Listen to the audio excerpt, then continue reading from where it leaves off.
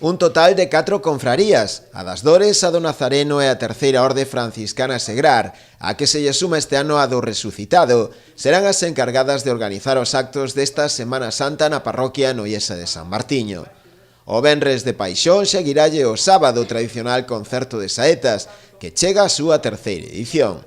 O domingo de Ramos, 5 de abril, haberá 2 procesións, unha pola mañá, ás 12, a da Borriquiña, e outra pola tarde, ás 6 menos cuarto, que coincidirá ademais co pregón, este ano a cargo do prestixioso oftalmólogo Xosé María Fandiño. O pregón este ano corre a cargo de José María Fandiño, médico oftalmólogo, que aínda que non é noiés de nacemento, si o é desde a década dos 80, data en que se estableceu aquí, na súa consulta de traballo, e ademais de ser un católico practicante, é un gran conocedor da nosa historia. Unha das principais novidades da programación deste ano terá lugar o Mércores Santo, o día 8 de abril, coa procesión do Santo Cristo da Misericordia. A Cofradía do Nazareno dá un pasiño máis, ampliando a Semana Santa de Noia.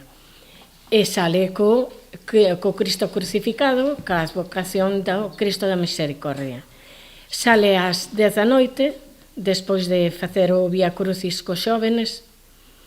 É unha procesión nocturna, na cal de recollemento, de oración. O Xoves Santo celebrarase a Cea do Señor ás 7:30 e a procesión das Carracas. E o Venres Santo volverán a organizarse 2 procesións, pola mañá do encontro no Curro, ás 10:30, e pola tarde ás 7:30 co desencravo e o Santo Enterro. O sábado ás 10 terá lugar a Vixilia Pascual e o domingo a procesión do Resucitado, na que participarán todas as confrarías. E pensar tamén que, aínda que sean actos religiosos, temos que ter o máximo respeto por quen organiza isto, tamén temos que aproveitar dese bo traballo e que haxa moita xente que visite o Concello, que sea acollida pola xente de Noia, e darlle a noraboa a todas as cofradías, darlle a noraboa a don José por esta unión que desde fai uns anos pois creo que se está levando a cabo.